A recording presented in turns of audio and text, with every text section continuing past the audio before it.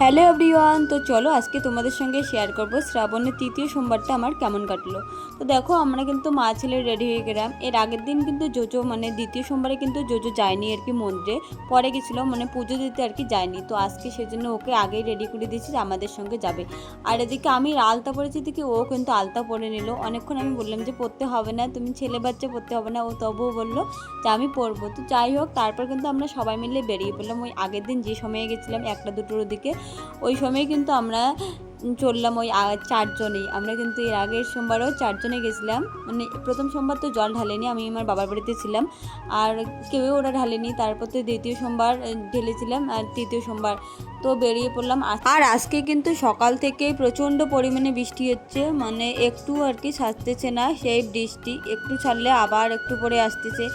তো তারপর দেখো একটু বৃষ্টি ছাড়লে পরে আমরা কিন্তু সবাই মিলে বেরিয়ে পড়লাম। প্রথমে তো ভাবছিলাম আমাদের মনে আজকে আর যাওয়া হবে না, কারণ এতটা পরিমাণে বৃষ্টি ছিল। তো ঠাকুরের হয়তো ইচ্ছে ছিল যে আমাদের মন্দিরে জল ঢালার। তো তারপর আমরা কিন্তু এসে গেলাম মন্দিরে। আর আকাশটা দেখো কি মেঘ করে এসে, মানে খুবই মেঘ, আরও মনে হয় বৃষ্টি আসবে। তারপর এদিকে জোজোকে একটা খাবার কিনে দিলাম, কারণ ওর হাতে যদি কিছু থাকে তাহলে ও স্থিরভাবে থাকবে, না হলে কিন্তু স্থিরভাবে থাকবে না, ওকে নিয়ে মুশকিল হয়ে যাবে। আর এদিকে রাস্তার মধ্যে সেই জল জমে আছে। তারপর আমরা মন্দিরের সামনে বৃষ্টির কারণে সেরকম কিন্তু ফুল টুলো তোলার আর কি সময় পাইনি। বেলপাতা, ফুল, তারপর এখানে ফল টল সব কিন্তু কিনে নিলাম। মন্দিরের সামনে যে দোকানগুলো থাকে ওখানেই কিনে নিলাম বেলপাতাগুলো। তারপরে কিনে নেওয়ার পর এই দিদির কিন্তু এই সন্দেশের কৌটোটা নিল, ও ঠাকুরকে দিবে বলে দিদি এই সন্দেশের কৌটোটা নিল।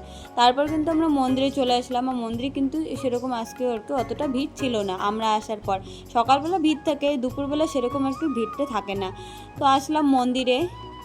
আর আজকে কিন্তু আমি কিন্তু এই কুর্তি পরে এসেছি, কারণ প্রচণ্ড পরিমাণে বৃষ্টি ছিল। আর জোজো যেহেতু সাথে এসেছিলো, আবার ঠাকুরের পুজোর থালা আবার জোজোকে সামলানো, এদিকে বৃষ্টি, ছাতা ধরা, তো তাই কিন্তু আমি মানে কুর্তি পরে এসেছি। আর এদিকে দিদিও কিন্তু কুর্তি পরেছে, আমরা দুই জায়গায় কিন্তু আজকে কুর্তি পরে এসেছি।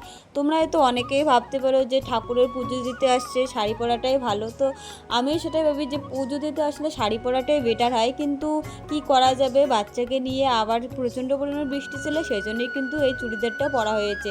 তো ঠাকুরকে বলেছিলাম যে আজকে শাড়ি পরাটা একটু ভীষণ টাফ হয়ে যাবে। তো যাই হোক, তারপর কিন্তু আমরা মন্দিরে এসে গেলাম। এদিকে কিন্তু আমাদের পুজোও কমপ্লিট হয়ে গেল।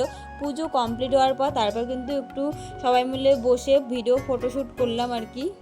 তারপর তোমরা কে কে মন্দিরে আসছো আজকে তৃতীয় সোমবারে জল ঢালতে, অবশ্যই কিন্তু কমেন্টে জানিও। তারপর বলো তো আমার এই জাগুলোকে তোমরা কে কে চেনো, হলুদ শাড়ি পরা জাটাকে হয়তো তোমরা অনেকেই চেনো, ও কিন্তু খুব সুন্দর সুন্দর ভিডিও বানায়। তো ওর বাড়ি কিন্তু আমার বাড়ির পাশে আর কি, সীতায়ে। আর আমাদের বাড়ির পাশে কিন্তু বিয়ে হয়েছে আমার যা এক। তো ওই যাকে তোমরা অনেকেই চেনো হয়তো, ও সুন্দর সুন্দর খুব সুন্দর ভিডিও করে। তো যেহেতু আমাদের সঙ্গে আজকে দুটো বাচ্চা গেছে, জোজো আবার এই জায়ের ছেলে ছিল, ও ভীষণ ছোটো, জোজোর থেকে তো ও বেশি ছোট। তো হালকা বৃষ্টি বৃষ্টিও পড়ছিলো, তাই কিন্তু বেশিক্ষণ আর মন্দিরে থাকেনি। পুজো শেষ হওয়ার পরে কয়েকটা ফটো ভিডিও উঠে আমরা কিন্তু বাড়ি আসছিলাম, কারণ অনেকটা দেরি হয়ে গেছিলো আবার। তো আজকের ভিডিওটা এটুকুই। তো তোমাদের কেমন লাগলো অবশ্যই কিন্তু কমেন্টে জানিও ভিডিওটা, আর ভালো লাগলে লাইক কমেন্ট করে দিও। তো